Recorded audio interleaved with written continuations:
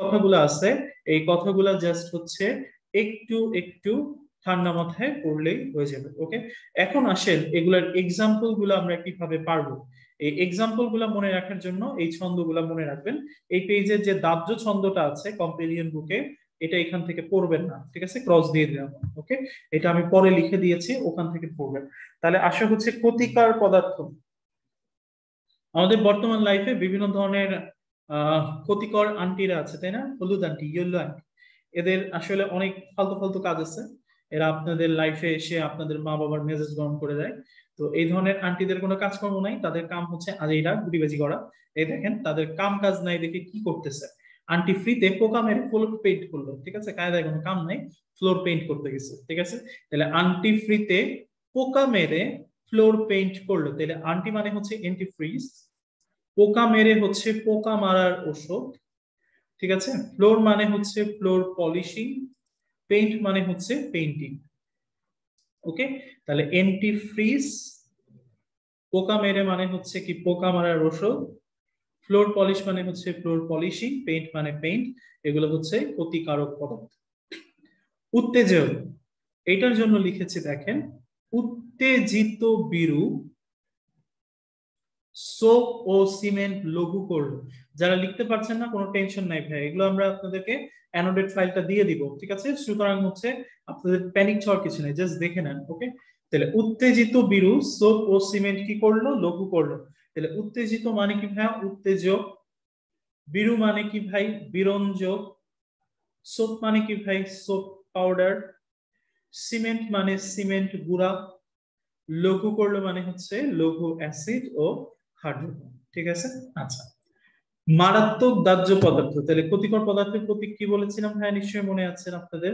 তাহলে ক্ষতিকর পদার্থ ছিল কি এক্স এন, আর উত্তেজক কি ছিল এক্স আই। তাহলে মারাত্মক দাহ্য কি, দাহ্য মানে ফ্লেম, তাহলে হচ্ছে এফ প্লাস। ওকে, তাহলে ডি এ এল ডাল, আমাদের অনেকের একটা দৈনন্দিন জীবনের খাবার ডাল, এটা দিয়ে আমি মনে রাখবো। তাহলে ডি দিয়ে হচ্ছে ডাই ইথাইল ইথার, এ দিয়ে হচ্ছে অ্যাসিটিলিন, এ দিয়ে হচ্ছে অ্যারোসল, এল দিয়ে হচ্ছে এলপিজি, এটার সাথে মনে রাখবেন সিএনজি। ওকে, তাহলে ক্ষতিকর পদার্থ হচ্ছে অ্যান্টিফ্রিজ, পোকা মারার ঔষধ, ফ্লোর পলিশিং এবং পেইন্ট। উত্তেজক হচ্ছে উত্তেজক, বিরঞ্জক, সোপ পাউডার, তারপর হচ্ছে সিমেন্ট গুঁড়া, লঘু অ্যাসিড ও খাদ্য। মারাত্মক দাহ্যটা আমরা পড়েছি DAAL দিয়ে, তাহলে ডাইইথাইল ইথার, এ দিয়ে অ্যাসিটিলিন, এ দিয়ে হচ্ছে অ্যারোসল, এল দিয়ে হচ্ছে এলপিজি এন্ড সিএনজি। অত্যন্ত বিষাক্ত যেটা, সেটা হচ্ছে টি, ঠিক আছে। তাহলে অত্যন্ত মানে হচ্ছে টি প্লাস। তাহলে কি দিয়ে পড়েছি আমরা, নাসিমা দিয়ে, ঠিক আছে। তাহলে না দিয়ে হচ্ছে নিকোটিন, স দিয়ে হচ্ছে সায়ানাইড যৌগ, মা দিয়ে হচ্ছে মার্কারি লবণ, ঠিক আছে। তাহলে নাসিমা আমরা মনে রাখবো হচ্ছে অত্যন্ত বিষাক্ত। আপনাকে জিজ্ঞেস করবে নিচের কোনটি বিষাক্ত পদার্থ, নিচের কোনটি মারাত্মক বিষাক্ত পদার্থ। ওকে, আচ্ছা, এবার দেখেন দাহ্য, এটার জন্য আমরা লিখেছি ব্রো, লিনা ও ইথার আপুকে, দুজন বোন লিনা ও ইথার আপু, তাহলে এই আপুকে কিসে পেলো, জ্বরে পেলো। তাহলে ব্রো মানে হচ্ছে কি ব্রোমিন, লিন দিয়ে হচ্ছে লিথিয়াম অ্যালুমিনিয়াম হাইড্রেট, না দিয়ে হচ্ছে সোডিয়াম এবং সোডিয়াম হাইড্রাইড, ইথার দিয়ে হচ্ছে ইথার, আপকে দিয়ে হচ্ছে অ্যারোসল, জ্বরে হচ্ছে জিঙ্ক পাউডার, পেলো হচ্ছে পেট্রোলিয়াম, ঠিক আছে। তাহলে ব্রো, লিনা ও ইথার আপুকে কিসে পেলো, জ্বরে পেলো। Bromine, lithium aluminium hydrate, sodium এবং সোডিয়াম হাইড্রাইড, ইথার এবং আপুকে দিয়ে হচ্ছে অ্যারোসল, জ্বরে দিয়ে হচ্ছে জিঙ্ক অক্সাইড এবং হচ্ছে পেট্রোলিয়াম। ওকে, আচ্ছা, বিস্ফোরক, এটার ক্ষেত্রে আপনি মনে রাখবেন দুইটা যৌগ, একটা হচ্ছে অ্যাজাইড, আমরা জানি অ্যাজাইড এটা হচ্ছে বিস্ফোরক, তাই না। আর অ্যামোনিয়াম নাইট্রেট, আপনাদের মনে আছে কিনা, এই অ্যামোনিয়াম নাইট্রেটটা যখন টিএনটির সাথে যুক্ত হয় তখন একটা বিস্ফোরক পদার্থ তৈরি হয় যার নাম হচ্ছে অ্যামাটল।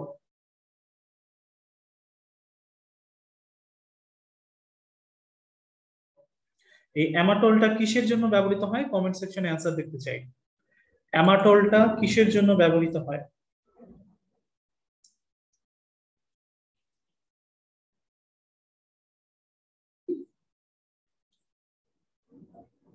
গুড, বিল্ডিং ধ্বংস করার জন্য এবং পাহাড় ধ্বংস করে সমতল ভূমি তৈরি করার জন্য আমরা অ্যামাটল ইউজ করি। গুড। এবং 3 ওয়ার্ডস, তার মানে যে সকল ক্ষেত্রে আমার 3টা ওয়ার্ডস আছে, যেমন দেখেন জৈব পার্ট অক্সাইড 3 ওয়ার্ডস, TNT 246 ট্রাই নাইট্রোটলুইন, ঠিক আছে। আর পুরাতন টলেন বিকারক, তার মানে যেগুলো হচ্ছে আমার 3 ওয়ার্ডস, এগুলো আপনি মনে রাখবেন কি হবে, বিষাক্ত হবে, ঠিক আছে। আচ্ছা, ক্ষয়কারী, এটা মনে রাখবেন আপনি কি দিয়ে, এটা আপনি মনে রাখবেন হচ্ছে আমার কোরোসিভ, তার মানে কি সি, ঠিক আছে। তাহলে পরান, আজ ব্লিচিং অ্যাসিড ক্ষার দিয়ে ড্রেন ক্লিন করলো, ঠিক আছে। তাহলে পরান আজ কি করলো, ব্লিচিং অ্যাসিড ক্ষার দিয়ে ড্রেন ক্লিন করলো। তাহলে আমার পরান মানে হচ্ছে পারক্সাইড, হাইড্রোজেন পারক্সাইড, আজ মানে হচ্ছে অ্যাজেন্ডাম নাইট্রেট বা সিলভার নাইট্রেট, ব্লিচিং মানে হচ্ছে ব্লিচিং সলিউশন, ও ক্ষার মানে হচ্ছে গাঢ় অ্যাসিড। মনে রাখবেন যে কোনো গাঢ় অ্যাসিড বা যে কোনো অ্যাসিড এবং যে কোনো ক্ষার, এরাই হচ্ছে আমার ক্ষয়কারী পদার্থ, ঠিক আছে। তাহলে প্রশ্ন যদি আসে ক্ষয়কারী পদার্থকে, মনে রাখবেন যদি অ্যাসিড দেখেন, যদি ক্ষার দেখেন, হোক সেটা দুর্বল হোক সেটা সবল, সবগুলাই আমার ক্ষয়কারী হবে, ঠিক আছে।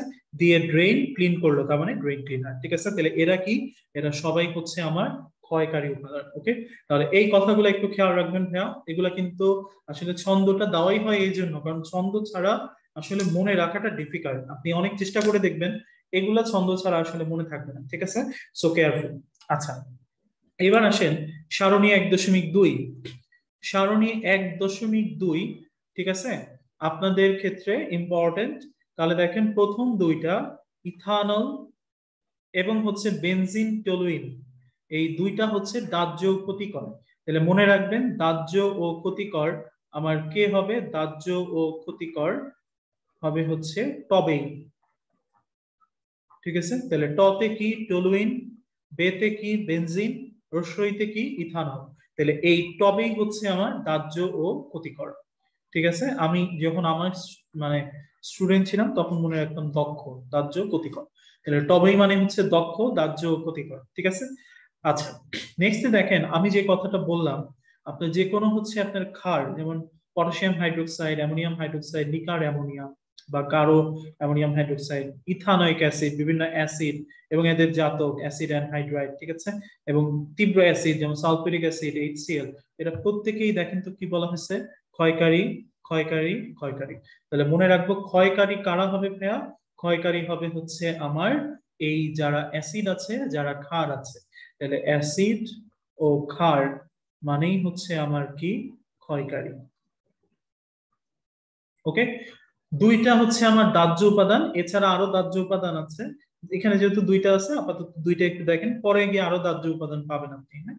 তাহলে দাহ্য উপাদান এখানে দুইটা বলা আছে, জাস্ট দেখে রাখবেন, একটা হচ্ছে এই প্রোপানন আর একটা হচ্ছে লিথিয়াম অ্যালুমিনিয়াম হাইড্রেট, ঠিক আছে। দাহ্য অনেক আছে, ওকে। আচ্ছা, আর 8 থেকে শুরু করে 12 পর্যন্ত এরা হচ্ছে দাহ্য বিষাক্ত। তাহলে এদের নাম মনে রাখার জন্য বা দাবি, এদের নাম মনে রাখার জন্য আমি মনে রাখবো আশুভ্র ট্রাই করো অ্যানিলিন। তাহলে আসো ব্রো, ট্রাই করো কি অ্যানিলিন, ঠিক আছে। তাহলে আসো মানে কি অ্যাসিটো নাইট্রাইল, ব্রো মানে কি ভাইয়া ব্রোমিন, ট্রাই মানে কি ট্রাই ক্লোরো মিথেন, করো মানে কি ক্লোরোফেনল, অ্যানিলিন মানে নাইট্রো অ্যানিলিন, ঠিক আছে। তাহলে আসো ব্রো, ট্রাই করো aniline, acetonitrile, bromine, trichloromethane, chlorophenol, nitro aniline, এরা হচ্ছে দাহ্য এবং বিষাক্ত, ঠিক আছে। তাহলে এই কথাগুলো জাস্ট একটু মনে রাখবেন ভাই, কারণ এগুলো আসলে মেডিকেল কলেজ অ্যাডমিশন টেস্টের জন্য অনেক সময় ইম্পর্টেন্ট।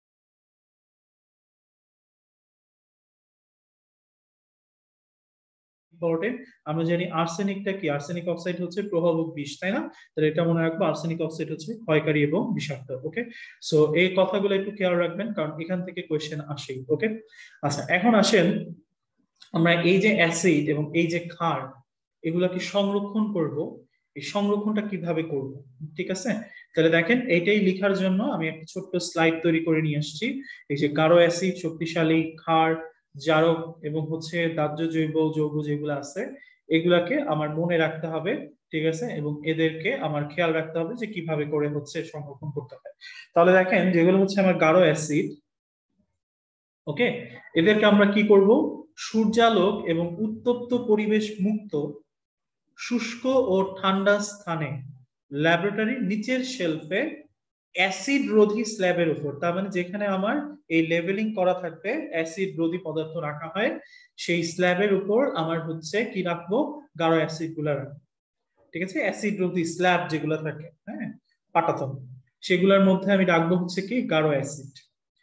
শক্তিশালী ক্ষার, এটাও গাঢ় অ্যাসিডের মতোই, পার্থক্যটা হচ্ছে এখানে যে এখানে বলছে সূর্যালোক এবং পরিবেশ মুক্ত, এখানেও সূর্যালোক এবং উত্তপ্ত পরিবেশ মুক্ত শুষ্ক ও ঠান্ডা স্থানে ল্যাবরেটরির নিচে শেলফে, আগেরটা ছিল অ্যাসিড রোধী সেল স্ল্যাবের উপর, এটাতে থাকবে হচ্ছে গাঢ় অ্যাসিডের মতো শুধু ক্ষার রোধী স্ল্যাবের উপর, তাহলে এখানে অ্যান্সারটা হবে হচ্ছে ক্ষার রোধী স্ল্যাবের উপর, ঠিক আছে।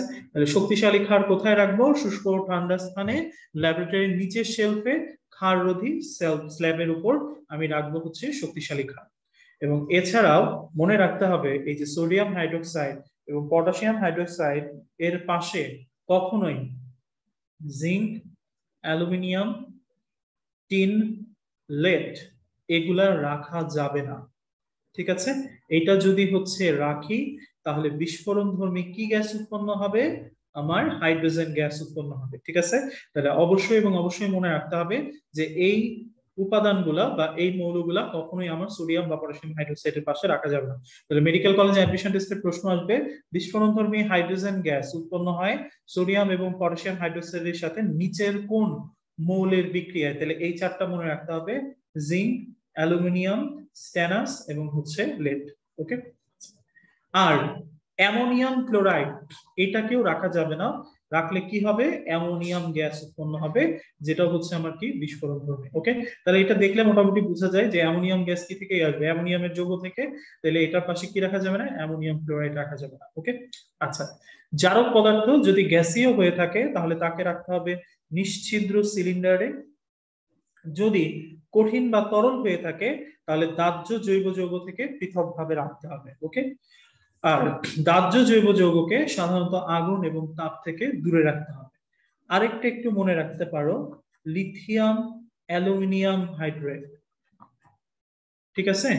এই যে লিথিয়াম অ্যালুমিনিয়াম হাইড্রেট, এইটা নিয়ে বইয়ের মধ্যে কিছু কথাবার্তা আছে, ঠিক আছে। যেমন লিথিয়াম অ্যালুমিনিয়াম হাইড্রেট এটা কখনোই এবং কখনোই তুমি শক্তিশালী জারক পদার্থ আমার হচ্ছে পটাশিয়াম পারম্যাঙ্গানেট এবং জৈব দ্রাবক ইথানল এর পাশে রাখবে না, ঠিক আছে। তাহলে লিথিয়াম অ্যালুমিনিয়াম হাইড্রেটটা কোথায় রাখা যাবে না, আমার রাখা যাবে না পটাশিয়াম পারম্যাঙ্গানেট এবং হচ্ছে আমার ইথানলের পাশে, ঠিক আছে। তাহলে আমাদেরকে এই কথাগুলো একটু জানতে হবে। এছাড়াও আমরা জানি যে হচ্ছে সোডিয়াম ধাতু, এটা হচ্ছে অত্যন্ত বিস্ফোরক একটা ধাতু, এই জন্য এটাকে কেরোসিনের নিচে মধ্যে রাখা হয়, তাই না। তাহলে এগুলো আমরা নর্মালি জানি, এগুলো আমরা জাস্ট হচ্ছে একটু দেখে নিব, তাহলে ইনশাল্লাহ হচ্ছে হয়ে যাবে, ওকে। তাহলে দেখেন এই কথাগুলো কিন্তু ইম্পর্টেন্ট সবসময়, এই কথাগুলো যেন হচ্ছে অলওয়েজ আপনাদের খেয়াল থাকে, ঠিক আছে। আচ্ছা, এবার চলে আসেন হচ্ছে আমার বইয়ের কোথায় আছে 1.8.3 1.8.3, হ্যাঁ হাজারি পড়াচ্ছি।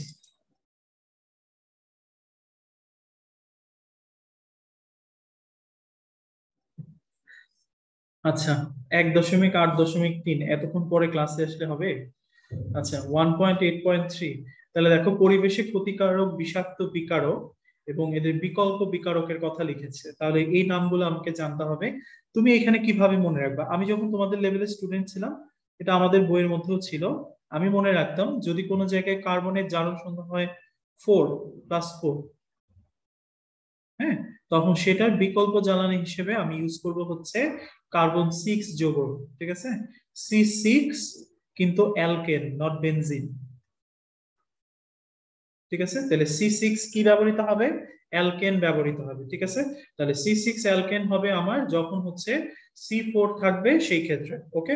তাহলে C4 যখন থাকবে তখন আমি বিকল্প বিকারক হিসেবে কি ইউজ করব, আমি ইউজ করব হচ্ছে অ্যালকেন। তাহলে দেখো ক্লোরোফর্ম, এখানে আমার কি C4 না, তাহলে এখানে আছে +1, এখানে আছে হচ্ছে আমার ক্লোরোফর্মের এখানে কার্বন, ঠিক আছে, তাহলে ক্লোরাইড আছে, হাইড্রোজেন আছে, তাহলে এটা আমার কি হবে +4। আমার কার্বন, ঠিক আছে, এখানে আমার হাত কয়টা, 4টা, তাহলে এটা আমার কি আসবে +4, তাই না? তাহলে এইটা থেকে যখন আমার +4 থেকে আমার কোন জৈব যৌগ তৈরি করতে হবে, তখন সেটা আমার কি অ্যান্সার করা হবে, সেটা আমার তৈরি হবে হচ্ছে অ্যালকেন, ঠিক আছে। তাহলে অ্যান্সার কি হেক্সেন, হেক্সেন। যখন আমি বেনজিন, জাইলিন প্রভৃতি বেনজিনের যৌগ ইউজ করতেছি, তখন সেটার বিকল্প জ্বালানি হিসেবে আমার কি দেওয়া লাগতেছে, টলুইন। এটাকে আমি মনে রাখি হচ্ছে এইটা দিয়ে, বেটজা, ঠিক আছে।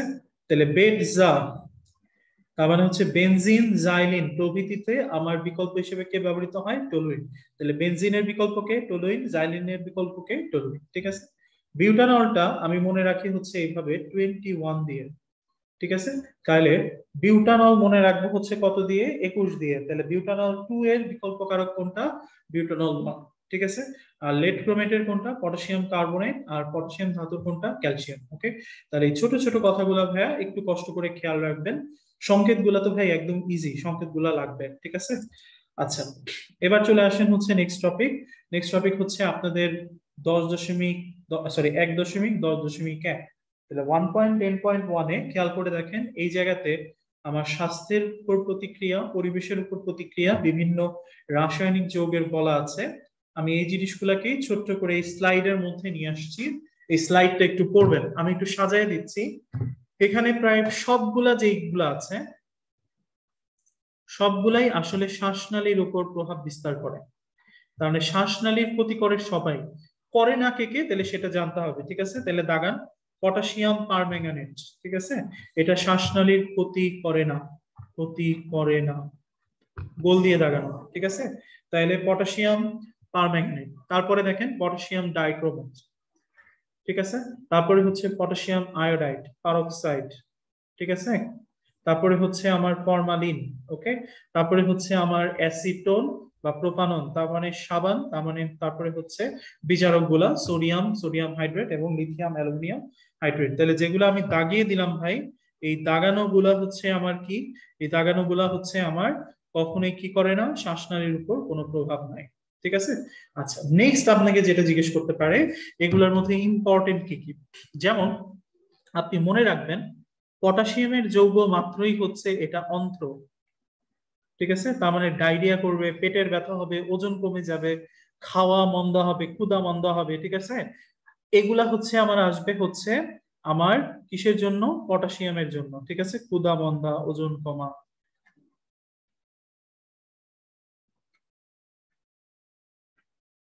এগুলো আসবে পটাশিয়ামের জন্য। যেমন দেখেন পটাশিয়াম পারম্যাঙ্গানেট, এরা কি করে, ডায়রিয়া হচ্ছে শতভাগ।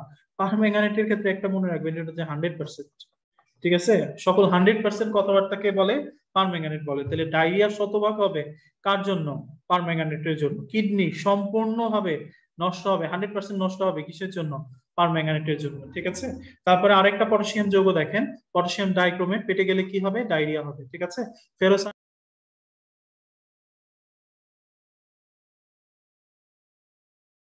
সায়ানাইড কি করবে, এই যে দেখেন পাকস্থলিতে গেলে, পেটে গেলে বমি ও ডায়রিয়া হবে, ঠিক আছে।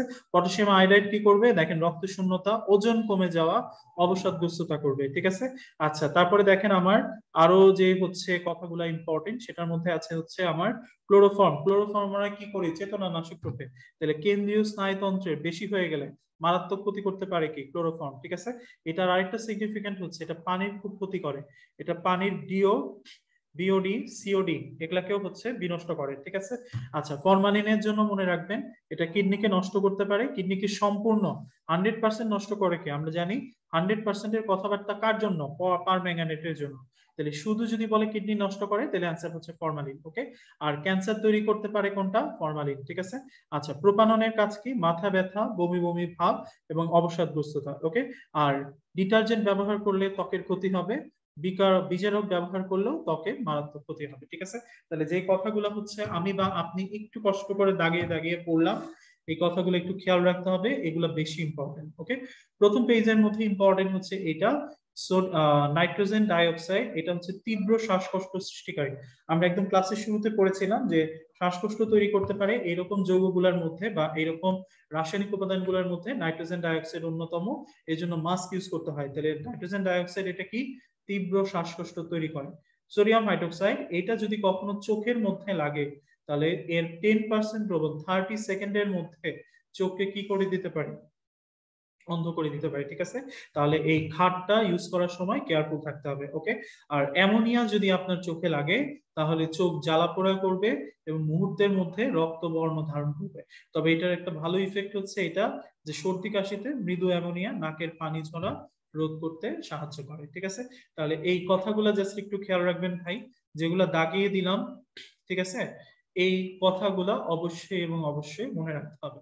ভাই আপনার কি এগুলো মনে থাকতো কিনা? এখন ভাই আসলে আহ আমি যখন তোমাদেরকে পড়াচ্ছি এই পড়ানো কথাবার্তা গুলা যদি আমার নিজের না মনে থাকে তাহলে কিন্তু আমি তোমাদেরকে পড়াইতে পারবো না।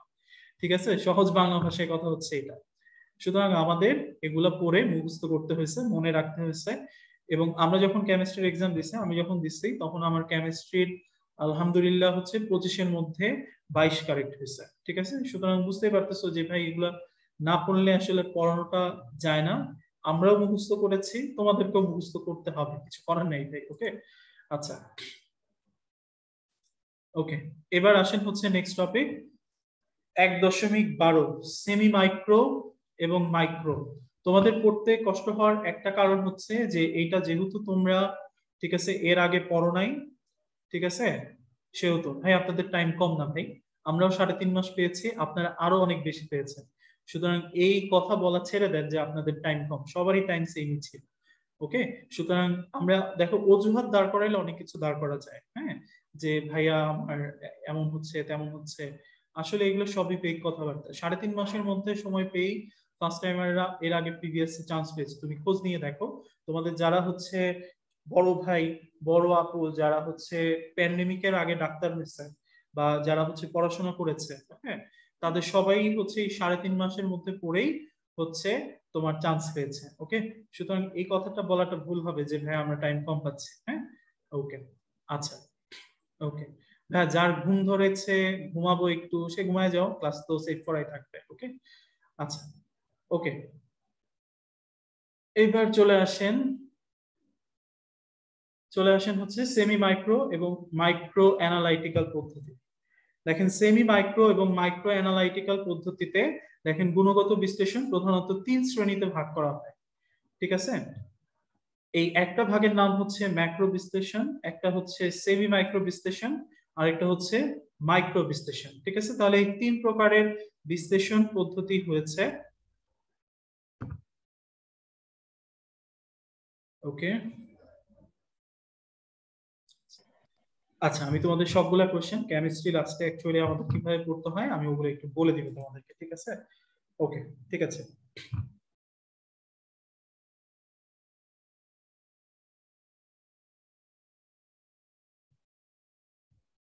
ওকে, আচ্ছা হ্যাঁ এটা ট্রু যে তোমাদের হচ্ছে যদি আগে থেকে কিছুটা পড়ানো হতো এটা তোমাদের জন্য একটা হেল্পফুল হতো, এই কথাটা সত্য।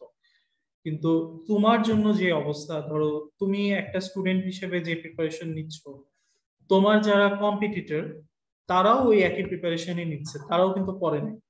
ঠিক আছে, সুতরাং তুমি নিজেই একমাত্র হচ্ছে সাফারার, এই কথাটা কিন্তু ভুল। হ্যাঁ, সবাই এখানে হচ্ছে একটু সাফার করেছে। ওকে, সুতরাং আলটিমেটলি কিন্তু হচ্ছে পার্থক্য খুব কম। সেকেন্ড টাইমাররা গত বছর তুমি ফার্স্ট টাইমে চিন্তা করো এই অধ্যায়গুলো তুমি পড়তে চাও নাই, সেকেন্ড টাইমাররা গত বছর যারা ফার্স্ট টাইমার ছিল তারাও ওইভাবে পড়তে চায় নাই, এবং ওদেরও কিন্তু তোমাদের মতোই শর্ট সিলেবাসের আলোকে পড়ানো হচ্ছে, এখন ওদেরকে ফুল করা হচ্ছে। ওকে, তার মানে তোমাদের প্রিপারেশন আর ওদের প্রিপারেশনের মধ্যে পার্থক্য ওই শর্ট সিলেবাসের সাবজেক্ট গুলোর মধ্যে, এই ফুল সিলেবাসের সাবজেক্ট গুলোর মধ্যে না। ঠিক আছে, সুতরাং আলটিমেটলি নিজেদেরকে হচ্ছে দুঃখী ভাবা বন্ধ করে দাও ভাই, আসলে সবার অবস্থাই হচ্ছে একই রকম। ওকে, আচ্ছা ম্যাক্রো সেমি মাইক্রো এবং হচ্ছে মাইক্রো বিশ্লেষণ 3 ধরনের আমার হচ্ছে গুণগত বিশ্লেষণ আছে। এই 3 ধরনের গুণগত বিশ্লেষণের ব্যাখ্যা আমাকে পড়তে হবে। যেমন পরের পেজে দেখো মাইক্রো পদ্ধতিতে ব্যবহৃত বিভিন্ন যন্ত্রপাতির নাম আছে ভাই, এগুলোর ফুল ফর্মটা আপনাকে একটু জানতে হবে, বাট আপনি যদি ফুল ফর্মটা জানেন তাহলে আপনি অ্যান্সার করতে পারবেন। যেমন আপনাকে যদি বলে এইচপিএলসি এই যন্ত্রটা কিসে ব্যবহৃত হয়, তাহলে এইচপিএলসি মানে কি হাই পারফরমেন্স লিকুইড ক্রোমাটোগ্রাফি, জিপিএলসি তার মানে জেল পারমিয়েশন লিকুইড ক্রোমাটোগ্রাফি, ঠিক আছে। তাহলে ক্রোমাটোগ্রাফি আছে, ডেফিনেটলি এটা কি হবে, ক্রোমাটোগ্রাফি হবে। স্পেকট্রোমেট্রি আমরা কোথায় ব্যবহার করি, বিভিন্ন ধরনের বর্ণালীতে, তাহলে IR, UV, NMR nuclear magnetic resonance, fluorescence, mass spectrum, এগুলো সবই কি বর্ণালী না, তাহলে আলটিমেটলি এগুলো কিসে ব্যবহৃত হয়, স্পেকট্রোমেট্রিতে। কারণ আমরা জানি বর্ণালী পরিমাপক যন্ত্রের নামে কি স্পেকট্রোমিটার, তাহলে স্পেকট্রোমেট্রিতে কি আলোচনা হয়, বর্ণালী সম্পর্কিত আলোচনা হয়। ওকে, থার্মো অ্যানালাইসিস, থার্মো মানে কি তাপ, তাহলে দেখো DSC differential scanning calorimeter, calorimeter কি তাপ না ভাই, তাহলে তাপ অ্যানালাইসিস বা ক্যালোরিমিটার অ্যানালাইসিস কিসে করা হয়, থার্মো অ্যানালাইসিসে করা হয়। পারমাণবিক শোষণ বর্ণালী এএএস, অ্যাটমিক অ্যাবসর্পশন স্পেকট্রোস্কোপি, তাহলে অ্যাটমিক এই কথাটা আছে, তাহলে অবশ্যই এটা কি হবে, পারমাণবিক শোষণ। এক্স রে ব্যতিচার যন্ত্র, তাহলে এক্স রে ডিফ্র্যাকশন। তার মানে তুমি যদি ফুল ফর্মটা জানো তাহলে তুমি বলে ফেলতে পারবা যে কোন ধরনের পদ্ধতিতে কোন ধরনের জিনিসগুলা ইউজ করা হয়, ঠিক আছে। তাহলে আলটিমেটলি এই জিনিসগুলা একটু মাথায় রাখতে হবে। ওকে, আচ্ছা এবার আসো হচ্ছে আমার নেক্সট টপিকে দেখো আমার সেমি মাইক্রো পদ্ধতিতে ব্যবহৃত যন্ত্রপাতির কথা বলা আছে। এগুলোর ক্ষেত্রে তেমন কিছু করতে হবে না, এগুলোর ক্ষেত্রে জাস্ট নামগুলা পড়লেই হবে। যেমন semi micro test tube, centrifuge যন্ত্র, ড্রপিং টিউব, ক্যাপিলারি হচ্ছে তো ড্রপিং বিকারক বোতল, স্প্যাচুলা, ক্যাপিলারি ড্রপার, ঠিক আছে। তারপরে হচ্ছে দ্রবণ স্থানান্তর, পানিগাহ যেটাকে আমরা বলছি ওয়াটার বাথ, বাষ্পীভবন এবং হাইড্রোজেন সালফাইড, এই প্যারাটা পড়বা। হাইড্রোজেন সালফাইডের বিকল্প হিসেবে কি ব্যবহৃত হয়, থায়োঅ্যাসিটামাইড। ওকে, তাহলে থায়োঅ্যাসিটামাইড কিসের বিকল্প হিসেবে ব্যবহৃত হয় আমার সেমি মাইক্রো পদ্ধতিতে, অ্যান্সার হচ্ছে H2S। ওকে, আচ্ছা এইবার আসো ম্যাক্রো, সেমি মাইক্রো এবং মাইক্রো তিনটা আমরা একসাথে পড়বো, তাহলে আমাদের পড়াতে একটু ইজি হবে। ওকে, তাহলে দেখো আমার ম্যাক্রো, সেমি মাইক্রো, মাইক্রো মনে রাখবো, মাইক্রো যদি হয় x, সেমি মাইক্রো হচ্ছে 10x, তার মানে মাইক্রোর 10 গুণ হচ্ছে কি সেমি মাইক্রো, আর ম্যাক্রো হচ্ছে 100x, তার মানে মাইক্রোর 100 গুণ হচ্ছে ম্যাক্রো। ওকে, তাহলে ধরো মাইক্রো বলা আছে 5, ঠিক আছে, তাহলে সেমি মাইক্রো তার 10 গুণ, তাহলে 5 এর 10 গুণ মানে কত, 50, ঠিক আছে। আর ম্যাক্রো মানে কি তার 100 গুণ, তাহলে তার 100 গুণ মানে কত, আমার 5 এর 100 গুণ মানে হচ্ছে 500, আর 20 এর 100 গুণ মানে হচ্ছে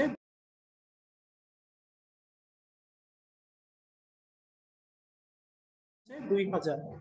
এগুলা কি মিলিগ্রাম, তাহলে 500 মিলিগ্রাম মানে কি 0.5 গ্রাম, 2000 মিলিগ্রাম মানে কি 2 গ্রাম, তাহলে 0.5 থেকে 2 গ্রাম।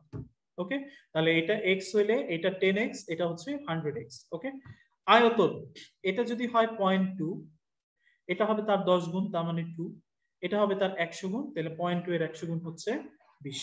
ওকে, তাহলে এই কথাগুলো আমরা এইভাবে মনে রাখবো। এখন আমরা শুরুতেই পড়েছি ম্যাক্রো হচ্ছে বড়, তাই না, তাহলে বড় জিনিস পরিমাপের জন্য আমার বড় যন্ত্র লাগবে।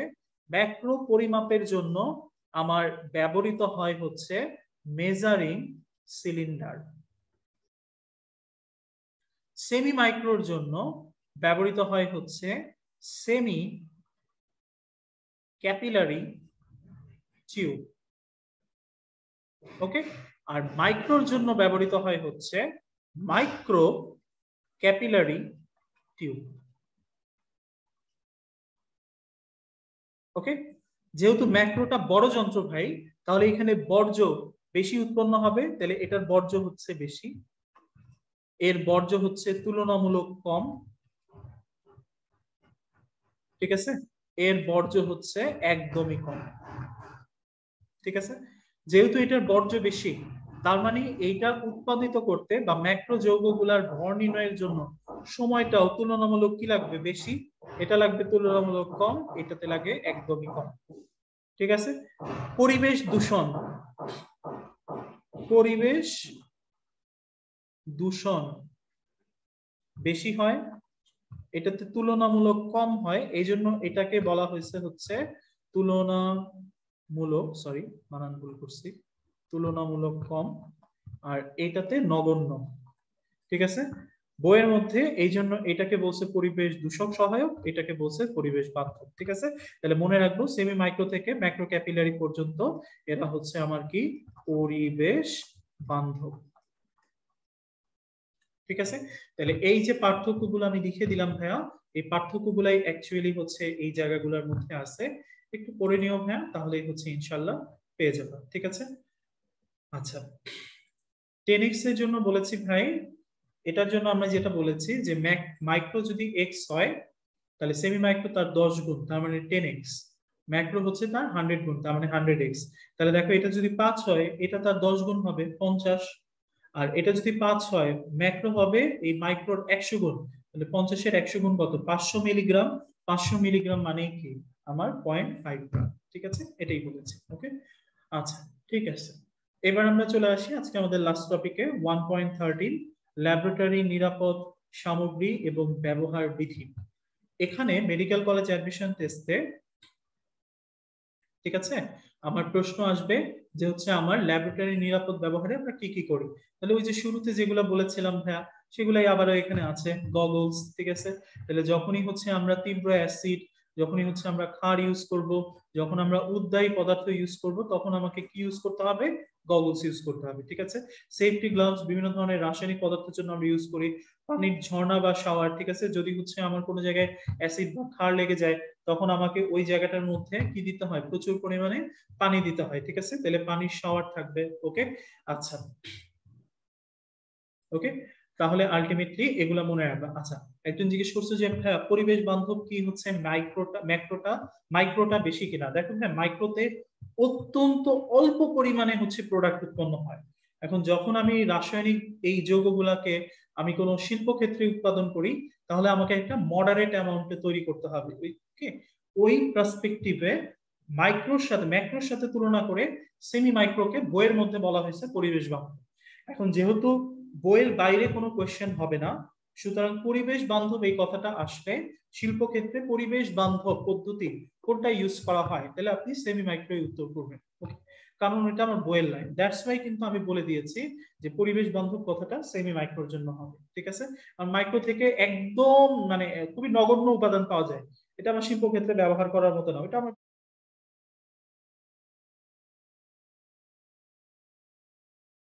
আমার বিভিন্ন রাসায়নিক পরীক্ষার জন্য এগুলোর জন্য আমরা ইউজ করতে পারি। বাট আমার যখনই হচ্ছে একটা মডারেট অ্যামাউন্ট লাগবে তখন আমার হচ্ছে সেমি মাইক্রোটাই লাগবে, এই জন্য সেমি মাইক্রোটা ম্যাক্রোর সাথে তুলনা করে পরিবেশ বান্ধব বলা হয়েছে, পরীক্ষার হলে আসলে ওইটাই আসবে। ওকে, নিরাপদ শাওয়ার বা আই ওয়াশ শাওয়ার।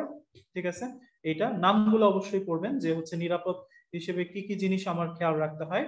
ঠিক আছে, তাহলে এই কথাগুলো আমার জন্য মনে থাকে। পানিগাহ বা ওয়াটার যে হচ্ছে বাদ, আমরা যেগুলো হচ্ছে উদ্বায়ী জৈব যৌগ ইউজ করি সেগুলোর ক্ষেত্রে, তারপরে হচ্ছে ফিউম হুড, যেমন বিভিন্ন ধরনের ক্ষতিকারক যে হচ্ছে উদ্বায়ী গ্যাস বা হচ্ছে আপনার অ্যাসিড উৎপন্ন হয়, যেমন হচ্ছে গাঢ় sulphuric acid, nitric acid, HCl, এদেরকে লঘু করার ক্ষেত্রে ফিউম হুড ব্যবহার করাইছে। ওখানে এদেরকে যখন লঘু করা হয়, যদি আপনি বেশি পানি দিয়ে দেন তাহলে সাথে সাথে হচ্ছে বিক্রিয়া করে তাপোৎপাদী বিক্রিয়ার সাহায্যে এরা তাপ তৈরি করতে থাকে, তখন হচ্ছে এই গ্যাসগুলা হচ্ছে আমার বাষ্প হিসেবে পুরো রুমের মধ্যে ছড়ায় যায়। ওকে, তো এই জিনিসটাকে প্রিভেন্ট করার জন্য আমরা ফিউম হুডটাকে ব্যবহার করি, যেটা দিয়ে এই গ্যাসগুলা হচ্ছে বাইরে চলে যায়। ওকে, আচ্ছা এবার আসেন হচ্ছে ল্যাবরেটরিতে থাকা অগ্নি নিরোধ ব্যবস্থা।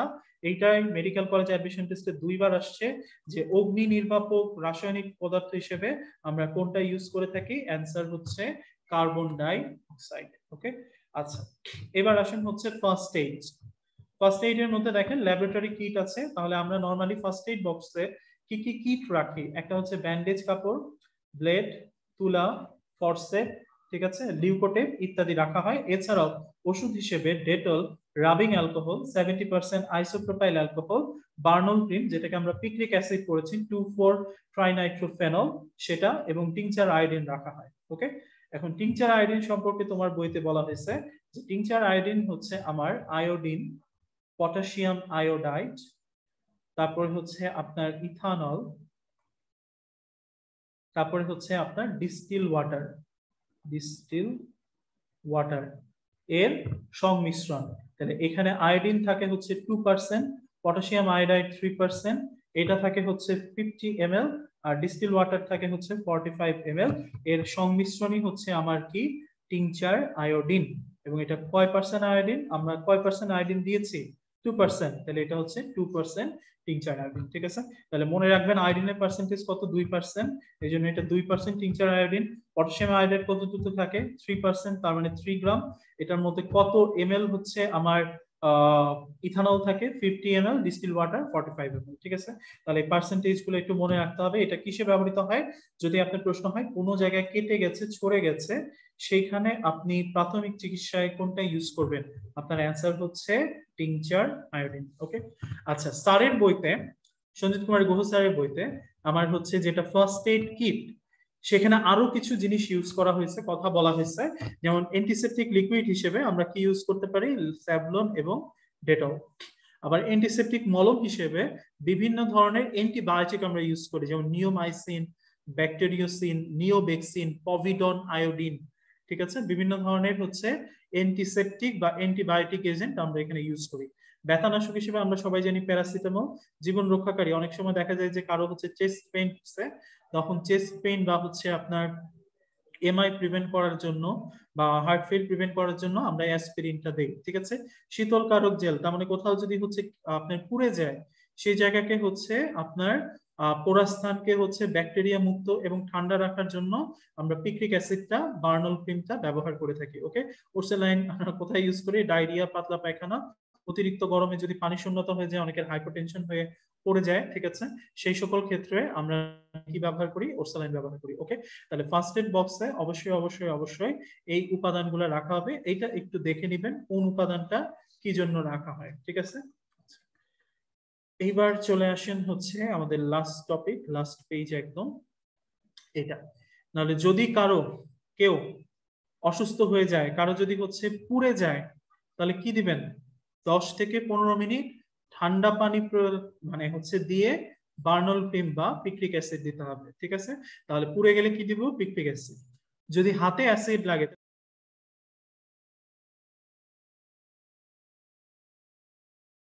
তাহলে বলেছিলাম কোন জায়গায় যদি অ্যাসিড ভাই, তাহলে কি দিবেন, 5% sodium bicarbonate, medical college admission টেস্টে আসবে।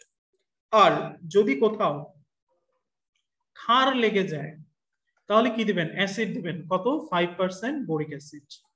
ওকে, তাহলে যদি কোথাও অ্যাসিড লেগে যায় ক্ষার দিব 5% সোডিয়াম বাইকার্বনেট, যদি কোথাও ক্ষার লেগে যায় সেক্ষেত্রে আমরা অ্যাসিড দিব 5% বোরিক অ্যাসিড। ঠিক আছে, আর যদি কোথাও কেটে যায় তাহলে কি দিতে হয়, ওই যে বলেছিলাম টিংচার আয়োডিন। ওকে, তাহলে এই ছোট ছোট কথাগুলো একটু খেয়াল রাখবেন। আমরা এই যে হচ্ছে প্রাথমিক চিকিৎসা দিচ্ছি, এর 3টা লক্ষ্য আছে। প্রথমত জীবন বাঁচানো, আমরা জানি। তারপরে হচ্ছে কি, এই যে জীবন বাঁচাচ্ছি, এরপরে আমার নেক্সট কাজ হচ্ছে যে পেশেন্টের যে ক্ষতি হয়ে যাচ্ছে এই ক্ষতির পরিমাণটা কমায় আনা। ঠিক আছে, তাহলে অধিকতর ক্ষতির আশঙ্কা নিরোধ।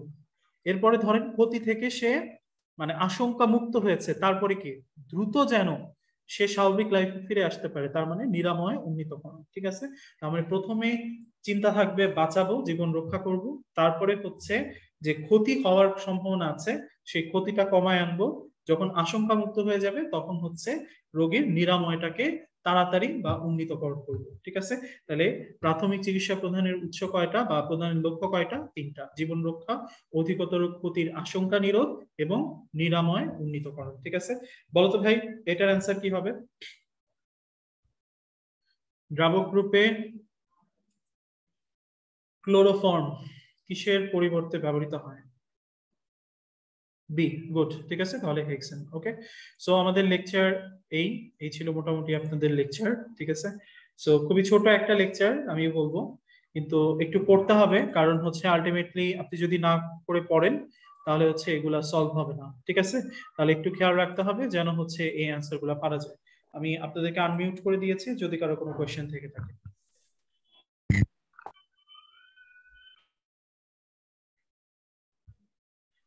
ভাইরা, আসসালামু আলাইকুম। ঠিক আছে, মেডিকেল কলেজ অ্যাডমিশন টেস্টে আসলে আমরাও যখন পরীক্ষা দিয়েছি তখন আমাদেরও মনে হইতো, পরীক্ষার আগের দিন রাত পর্যন্ত মনে হচ্ছে যে আমি মনে হয় পারি না। ঠিক আছে, আমার মনে হয় কিছু মনে নাই। আসলে এই জিনিসটা খুব সিম্পল ভাইয়া, ঠিক আছে? তুমি পরীক্ষার হলে গিয়েও মনে হবে যে আল্লাহ আমি তো এটা পড়ি নাই, এইটা থেকে যদি কোশ্চেন আসে কি হবে। 100% প্রিপারেশন নিয়ে 100% পড়ে কেউ কখনো মেডিকেল কলেজ অ্যাডমিশন টেস্ট দিতে যায় না ভাই। আমাদের টার্গেট 100-এ 100 পাওয়া না, আমাদের টার্গেট হচ্ছে 90-র উপরে যেন আমার মার্ক আসে। এই ধরনের প্রিপারেশন নিয়ে পরীক্ষা দিতে যাওয়া, ঠান্ডা মাথায় পরীক্ষা দেওয়া, এবং ঠান্ডা মাথায় যদি কেউ পরীক্ষা দিতে পারো তাহলেই সে চান্স পেয়ে যাবে। ওকে, কেমিস্ট্রির বড় অধ্যায়গুলো কিভাবে গুছিয়ে পড়বো, আমি যেটা করতাম ভাইয়া, যে যেহেতু আমাদের একবার পড়া হয়ে গেছে সবগুলো চ্যাপ্টার, যখন আমার রিভিশন পোর্শন আসতো তখন আমি সময়টাকে ভাগ করে নিতাম। ধরো হচ্ছে আমাদের মডেল টেস্ট গুলো যখন শুরু হয়ে যাবে, ধরো আজকে কেমিস্ট্রি 5টা অধ্যায় একসাথে পড়তে হবে, ফার্স্ট পেপারের উপর পরীক্ষা, আমি করতাম হচ্ছে বড় বড় চ্যাপ্টার গুলার টাইম ভাগ করে নিতাম। যেহেতু আমাদের হাতে সময় আছে ধরো হচ্ছে 2 দিন, মোটামুটি 2 দিন সময় মানে হচ্ছে প্রায় তুমি পড়ার টাইম পাবা হচ্ছে প্রায় 32 ঘন্টার মতো। তাহলে 32 আওয়ার্স তুমি হচ্ছে এই 5টা চ্যাপ্টারের মধ্যে ভাগ করবা। ডেফিনেটলি তুমি যদি হচ্ছে ল্যাবরেটরি নিরাপদ ব্যবহার চিন্তা করো, নিশ্চয়ই এটাতে তুমি 2 থেকে 3 ঘন্টার বেশি দিতে চাবা না। আবার গুণগত রসায়ন যদি চিন্তা করো, সেটাকে নিশ্চয়ই তুমি 7-8 ঘন্টার নিচে পড়তে চাবা না। তো তুমি যেটা করবা, ধরো গুণগত রসায়ন তুমি পড়তেছো বা রাসায়নিক পরিবর্তন তুমি পড়তেছো, তুমি এই চ্যাপ্টারটাকে হচ্ছে ভাগ করে নিবা মেইন বই আর হচ্ছে অক্সিলারি বই। মেইন বইটা তোমার যদি 7 ঘন্টা তোমার পড়ার জন্য সময় থাকে, তুমি চিন্তা করবে মেইন বইটা আমি পড়বো হচ্ছে 4 ঘন্টায়। তাহলে 4 ঘন্টা পড়ার মধ্যে 3 ঘন্টা আমি হচ্ছে ভালোভাবে মুখস্থ করব, 1 ঘন্টা আমি রিভিশন দিব। সেকেন্ড বইটা আমি 2 ঘন্টা 1 ঘন্টায় পড়বো, 1 ঘন্টায় সেকেন্ড বইয়ের ইনফরমেশন গুলো বা কম্পিনিয়ন বুকটা আমি ভালোভাবে পড়ে ফেলবো। বাকি যে 2 ঘন্টা বা 3 ঘন্টা থাকবে, সেই 2-3 ঘন্টার মধ্যে আমি চেষ্টা করব দুইটা বই যেন হচ্ছে আমার 2বার বা 3বার পড়া কমপ্লিট হয়ে যায়। ওকে, অথবা তুমি ফার্স্ট বইটা কমপ্লিট করে সেকেন্ড বইটা কমপ্লিট করতে পারো, যার যেভাবে সুবিধা হয়। সেই ক্ষেত্রে মনে রাখবা এমন ভাবে রিভিশন প্যাটার্নটা তৈরি করতে হবে যেন হচ্ছে তোমার রিভিশনটা 3 থেকে 4 বার হয়। এখন কথা হচ্ছে যে হ্যাঁ, পুরা বই পড়তে গেলে তো কঠিন লাগে, অনেক কিছু শেষ করা সম্ভব হয় না, কি করবো? তাহলে তুমি যতটুকু দাগানো আছে ততটুকু আগে কমপ্লিট করো। ধরো একটা পরীক্ষায় তুমি দাগানোটা ফুল পড়লা, মেইন বইটা ভালো করে পড়লা।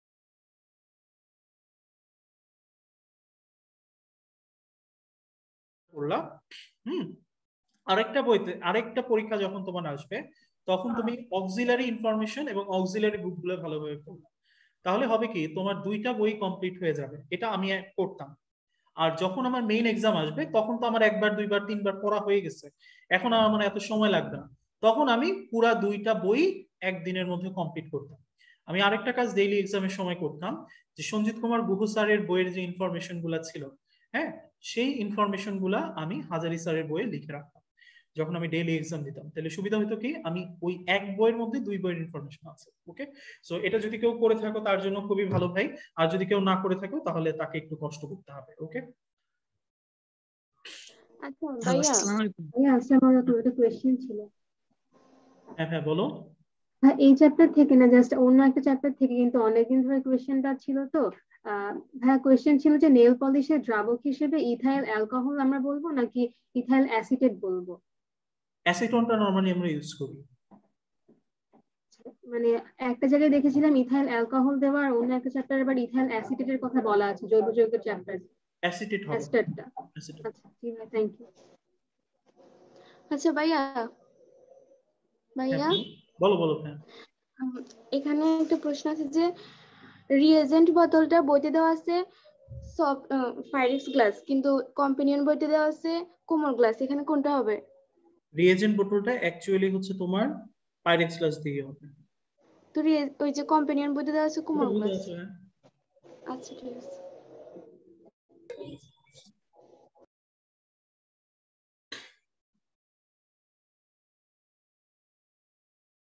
ভাইয়া, পাতিত পানি আর ডিস্টিল ওয়াটার কি একই কথা না? হ্যাঁ, একই কথা। এই পাতিত পানি কি খাওয়া যায়? মানে পাতিত পানিটা অ্যাকচুয়ালি কি? অ্যাকচুয়ালি আমরা যখন মেডিকেল সায়েন্সে ইউজ করি বা রাসায়নিক পদার্থে ইউজ করি, আমার এই পানির সাথে নর্মালি হচ্ছে অনেক ধরনের অপদ্রব্য থাকে, হ্যাঁ। ডিস্টিলটা হচ্ছে বিশুদ্ধ পানি, ঠিক আছে, এটার মধ্যে অন্য কোনো উপাদান নাই, 100% ওয়াটার। পানির মধ্যে তো আরো অনেক উপাদান থাকে, তাই না, মিনারেলস থাকে, বিভিন্ন ধরনের অপদ্রব্য থাকে, এগুলো এটার মধ্যে থাকে না। আমরা মিনারেল ওয়াটার গুলি খাই মিলি, তাই না? আমরা মিনারেল ওয়াটার, খনিজ থাকে, বিভিন্ন ধরনের ক্যালসিয়াম, সোডিয়াম এগুলা থাকে, এগুলো আমরা খাই, ওটা আমার হচ্ছে দেওয়া যায় না।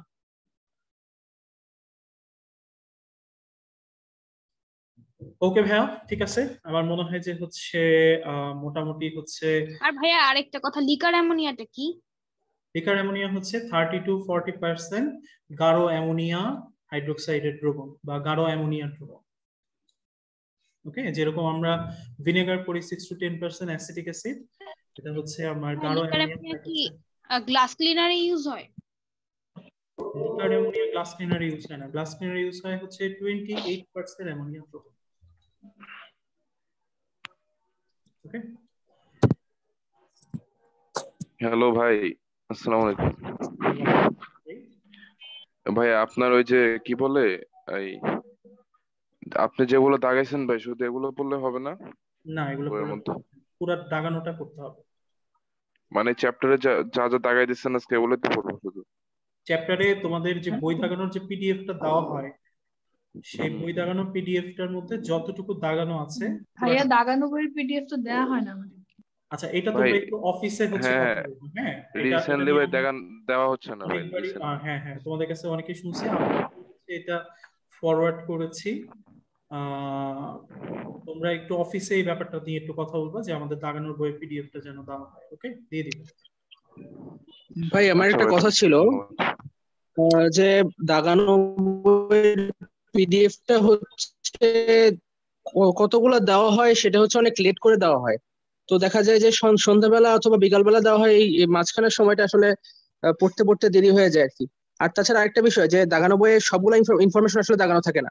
এমন ইনফরমেশন আছে যেগুলো হচ্ছে আপনার ওই স্লাইড দেখে দেখে পরে দাগাতে হয়, বুঝতে পারছেন? হ্যাঁ তো এখন আর কি আমাদের দেখা যায় যে পুরা বই আমার চ্যাপ্টারটা রিভিশন দিতে হয়, মানে রিডিং দিতে হয় আর কি। হ্যাঁ